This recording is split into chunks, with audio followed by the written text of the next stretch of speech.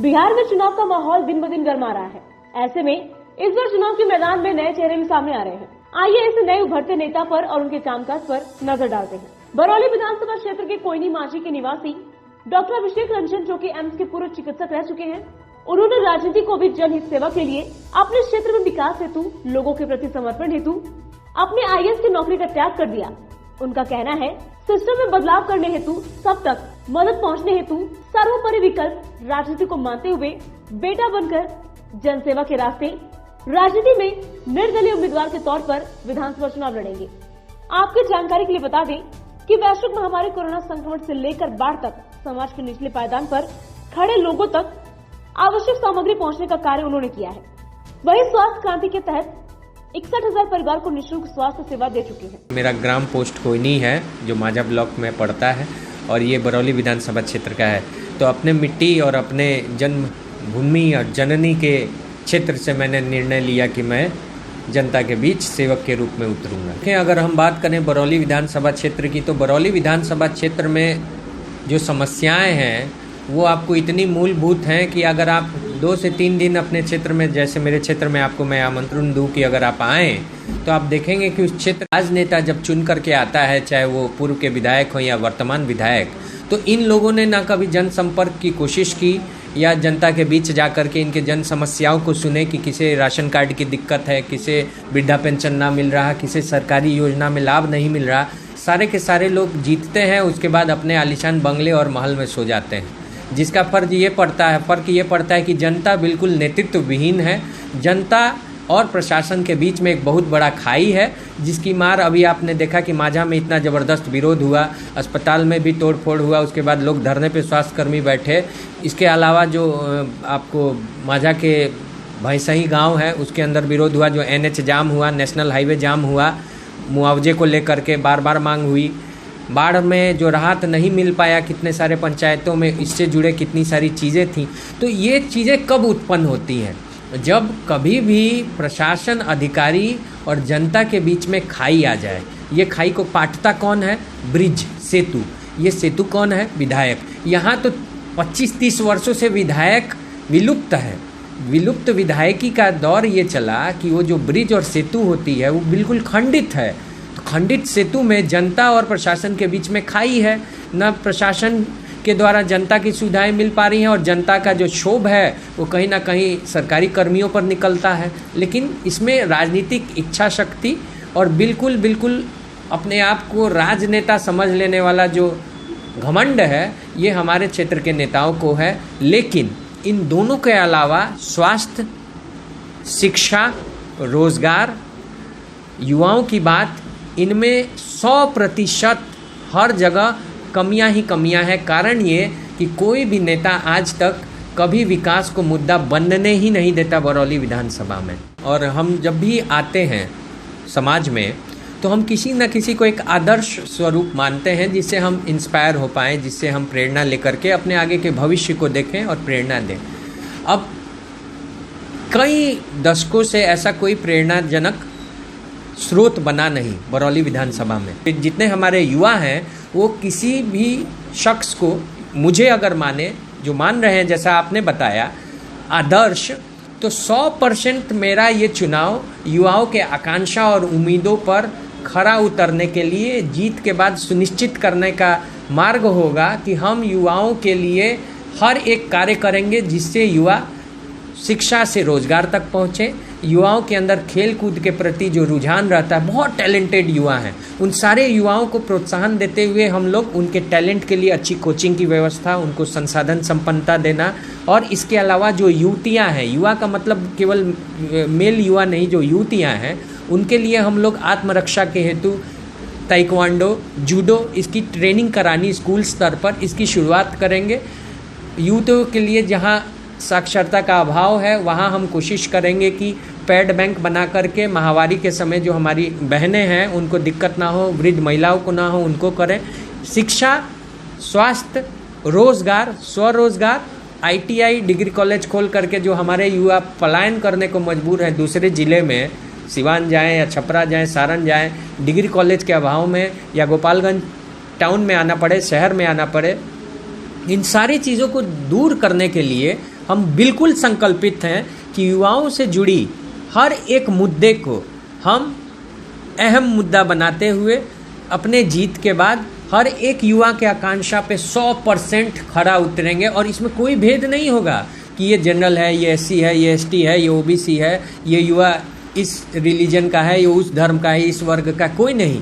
युवा मतलब आज के क्रांति का पुरोधा। हर एक युवा केवल और केवल बरौली विधानसभा क्षेत्र में बदलाव, विकास के लिए, अपने हक के लिए इस बार वोट करेगा। ये मैं आपको गारंटी दे सकता हूँ। देखिए, हम कहीं ना कहीं अगर बात करें अध्यात्म की, तो आप जानते हैं कि मैं एक उपासक हूँ क्योंकि मुझे जो 18, 20, 22 घंटे काम करने की ऊर्जा मिलती है, वो अपने निजी जीवन में हो, क्लिनिक की प्रैक्टिस हो या फील्ड विजिट हो या जनसंपर्क, ये ऊर्जा केवल मेरे उपासना से मिलती है।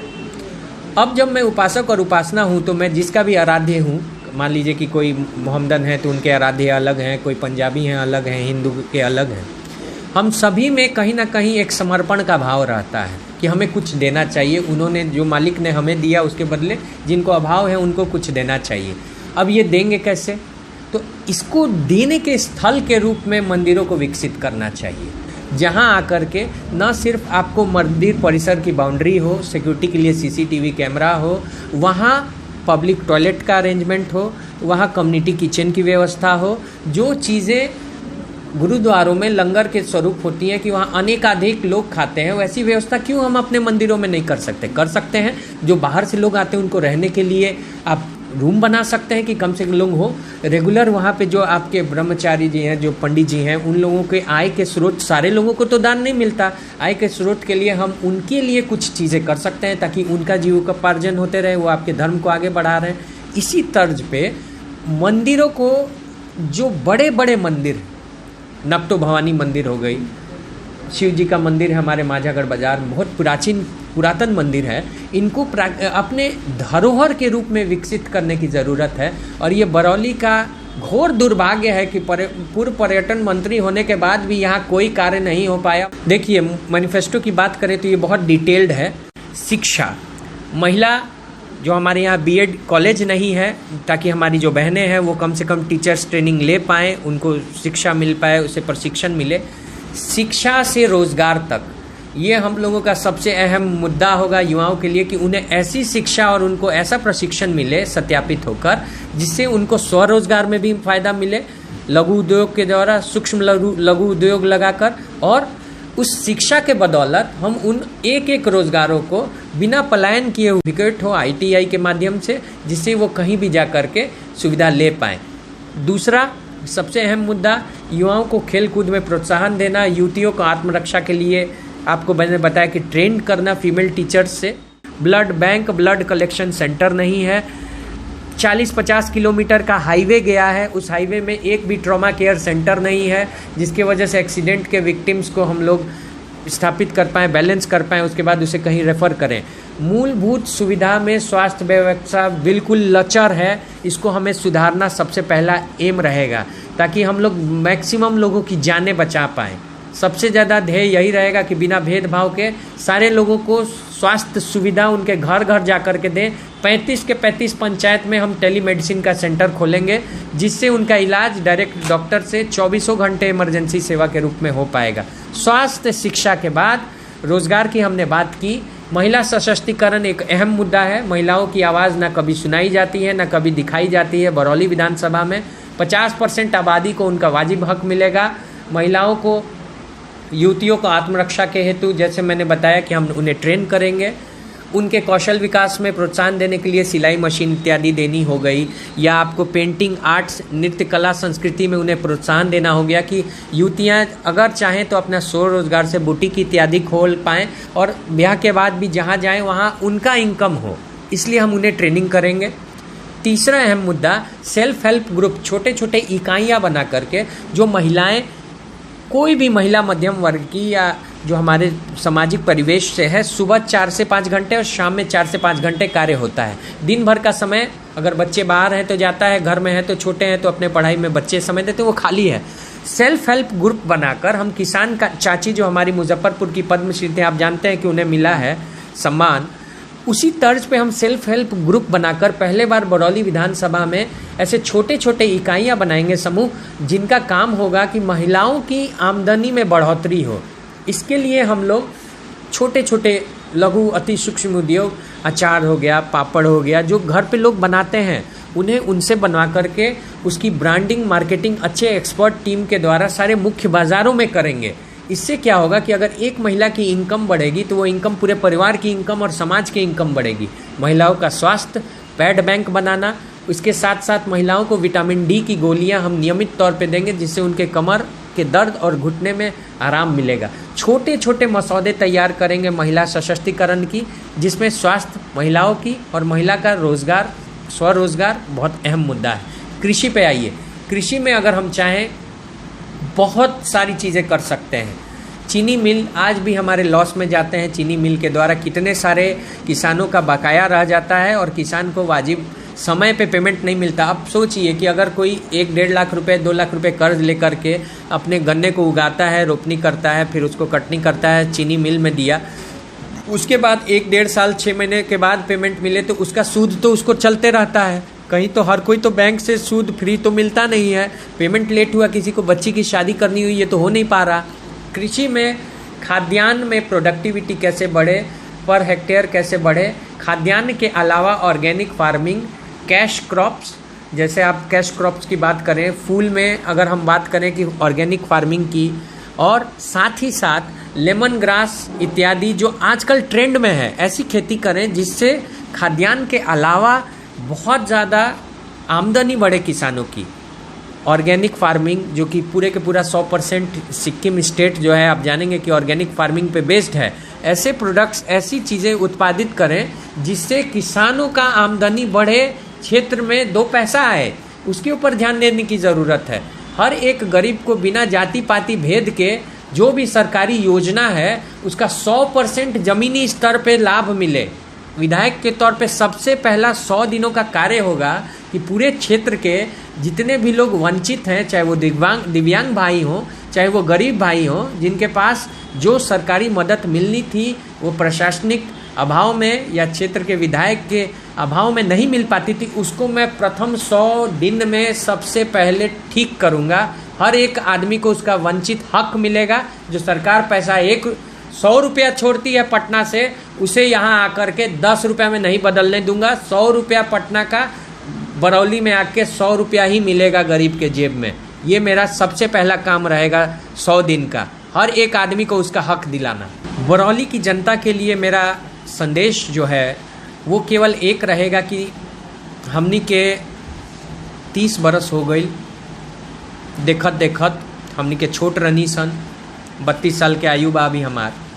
छोट बरस में मान ली कि हम 2 साल के रनी, तब से लेके आज ले 30 बरस से एक धुरी के राजनीति देखनी सन। भोजपुरी में हम बतियाओ तानी कि भोजपुरी हमनी के सबसे मीठ भाषा बा, और भोजपुरी बहुत नीमन लागेला हमरा बोले के, आउटरीच भी ज़्यादा बा। जब 30 साल से एक धुरी के राजनीति में कहीं ना कहीं ध्रुवीकरण करके, बांट करके, भेदभाव में केवल निजी हित साधल गईल बा, तो हर एक युवा के, हर एक बुजुर्ग के, हर एक परिवार के, गांव ग्रामीण परिवेश जहां से जे बा, खुद से सोचे के चाहिए कि 30 साल के राजनीति से हमने के का हासिल भइल। अगर रउआ जवाब मिलता कि कुछ ना, तो अब 2020 बदलाव के समय बा। कोरोना काल, भयानक बाढ़, ये दोनों साबित कर चुकल बा कि जन सेवक के मतलब है जे बाढ़ में हमनी के सहायता करो, कोरोना में जे हमनी के दवाई बांटो, हमनी के जांच करो। जे सेवक रहेला उस सेवा खातिर मौका ना खोजी, उस सेवा करत रही। आ जे राजनेता रहेला, मालिक रहेला, कोठा बंगला पे बैठी आ ओइजा दरबार लगाई या लोग के बोलाई ओइजा। हमनी के न मालिक बानी सन, राजनेता न बादशाह बानी सन। हर एक जनता से अपील बा, हर भेदभाव से उठी लोगिन। हम चिकित्सक हई, हम पहले से सेवा धर्म में बानी और 100% समर्पित बानी अपना माटी खातिर, हर कुछ छोड़कर। एक बात सब कोई के हम बताए चाहें कि ठान ली, जौन दिन ये लोग सब कोई सुस्ताई, जे भी चुनाव लड़ता, वो दिन हम फिर से निकले अपन आला लेके, वही दिन चुनाव के दिन जौन शाम हुई ओकला अगला दिन फिर से जन सेवा में वापस लग जाए। कोई चीज़ के महत्व सेवा भाव से बढ़कर नहीं खे। हर एक जनता के चाहिए कि अपन हक अगर ना मिले, अगर पार्टियां, अगर नेता, अगर लोग वो हक के छीनता तो रुआ भी पुरजोर विरोध करके वो हक के छीने के पड़ी। सरकार का पैसा कोई खैरात नहीं खे, भीख नहीं खे, सरकार के पैसा हक बा। उस हक को लेने के लिए अगर जनता जागृत होके वाला बा तो 2020 के बरौली विधानसभा चुनाव बा जन पूरा बिहार में एक एक गूंज उठी कि केंगनी सुनियोजित तरीका से 60 गांठ से 2 उम्मीदवार आपस में गेंदा गेंदी खेल खेल के 30 साल में कुछ नहीं के कैले लोग 100% तय बा कि बरौली के जनता अब की बार बहुत निर्णायक वोट दी जन पूरा गोपालगंज के राजनीति के बदली एक चिकित्सक, एक युवा समाज सेवी, एक बेटा बनकर हमनी के संपूर्ण समर्थन के साथ बिल्कुल नया राजनीति के दौर में बरौली विधानसभा से आयम सन। एमे हर एक परिवार के जौन भी उम्मीद बा 100% समर्पित होके लगातार निरंतर हमनी के सारा दुख दर्द आत्मसात करते हुए समस्या के दिल से दिल तक जुड़कर दूर करें सन। ये हमार संकल्प बा जौन 100% समर्पण बा अपना माटी खातिर, अपना लोगिन खातिर। संवाददाता प्रवीण गुप्ता, VSRS न्यूज, बरौली, बिहार।